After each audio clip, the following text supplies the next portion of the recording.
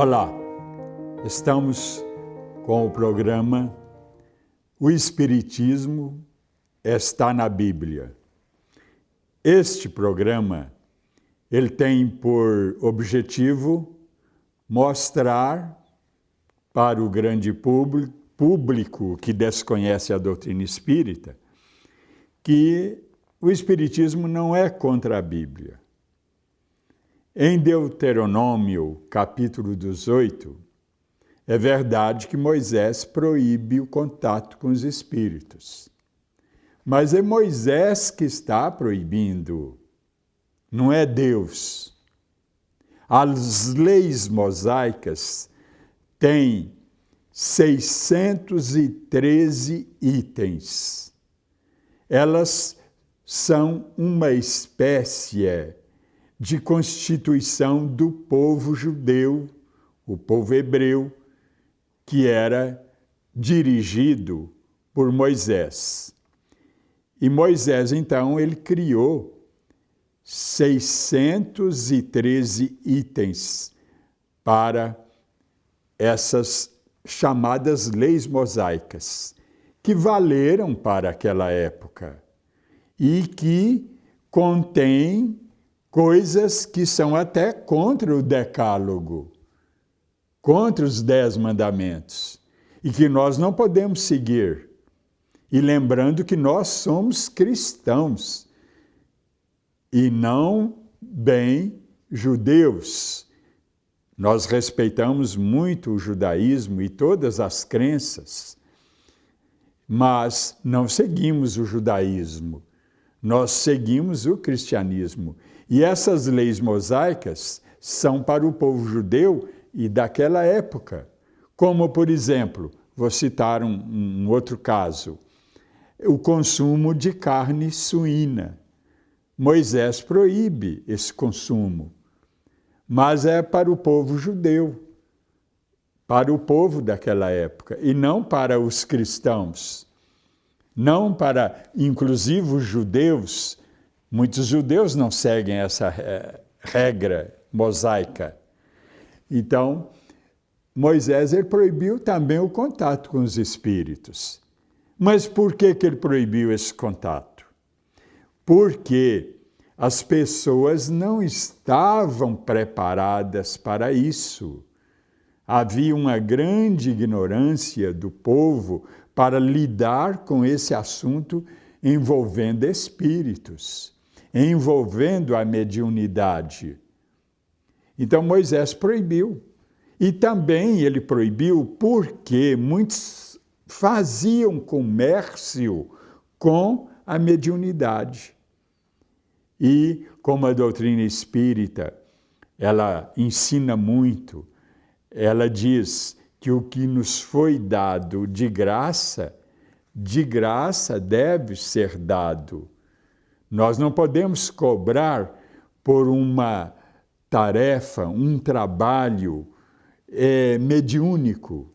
Se o indivíduo tem, por exemplo, o dom de auxiliar na cura de um doente físico ou um doente espiritual, que é um fato envolvendo espíritos.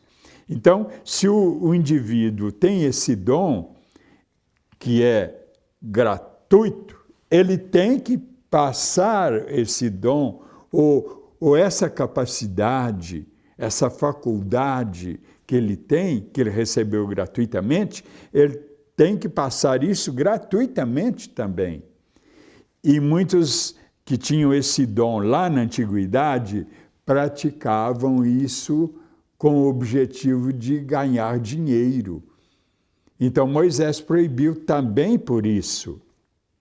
Mas uma prova de que ele não era contra a mediunidade séria, que era praticada gratuitamente e que era praticada também por um indivíduo que tinha o dom verdadeiro da mediunidade, nós vamos ver no livro de Números, capítulo 11, versículos de 24 a 30. Repetindo, Livro de Números, capítulo 11, versículos de 29, ou melhor, de 24 a 30. Moisés, ele recebeu a denúncia nesse episódio de que havia 2 homens recebendo espíritos e profetizando. Esse fenômeno, esse fato envolvendo esses 2 homens, cujos nomes eram Eldade e Medade. Eles estavam recebendo espíritos e profetizando. E quando foram denunciados a Moisés, que proibia o contato com os espíritos dos mortos, como nós vimos antes, Moisés, ao invés de repreendê-los, ao invés de puni-los, Moisés elogiou a eles e até disse: tomara que todo o povo de Israel profetizasse, e no caso recebendo espíritos, como aconteceu com Eldade e Medade. Então, nesse caso aí, Moisés não condena o contato com os espíritos. Pelo contrário, ele até elogia esses 2 homens que recebiam espíritos e profetizavam, e demonstrando para nós também que as profecias são feitas por espíritos. Mas ele demonstra também, ou melhor, a Bíblia demonstra também para nós que nós temos que examinar os espíritos.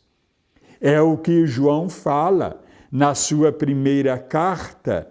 Ele escreveu 3 cartas, mas é na primeira carta, capítulo 4, versículo 1, João diz o seguinte: amados irmãos, examinai os espíritos para que saibais se eles são de Deus ou do mal, para que não venhais dar crédito a falsas profecias, demonstrando também, então, que profecias são feitas por espíritos, mas nós temos que examinar os espíritos para sabermos se são bons ou maus, atrasados, para que não venhamos dar crédito a falsas profecias, porque se os espíritos não são de Deus, não são do bem, eles podem trazer falsas profecias para nós, e nas quais nós não devemos acreditar, porque são falsas, não dizem a verdade. E como nós vamos saber isso? Examinando os espíritos. Então, repito novamente o conselho de João na sua primeira carta, capítulo 4, versículo 1.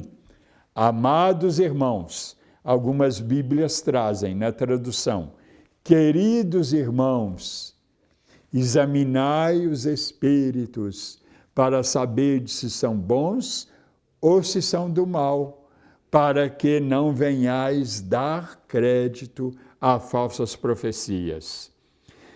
Mas temos que examinar então os espíritos, e provando para nós que os espíritos que se manifestam são de vários tipos.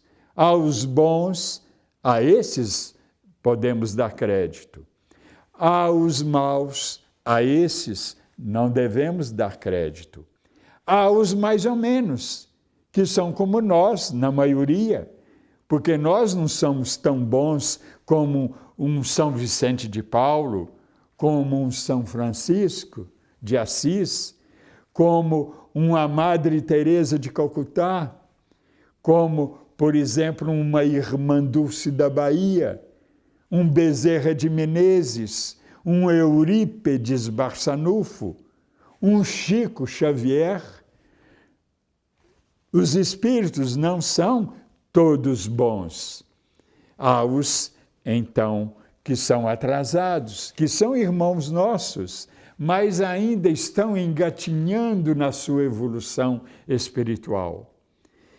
Então, há também os que são essa maioria e que são iguais a nós e que não são nem bons nem maus e que às vezes podem ter algum crédito, podem merecer alguma confiança nossa, mas nem sempre. Então, nós temos que examinar os espíritos. E como nós vamos examinar os espíritos? Para sabermos se são bons ou não. E que São Paulo também, sobre isso, nos adverte, quando ele diz: há espíritos que se vestem de luz para enganarem a nós.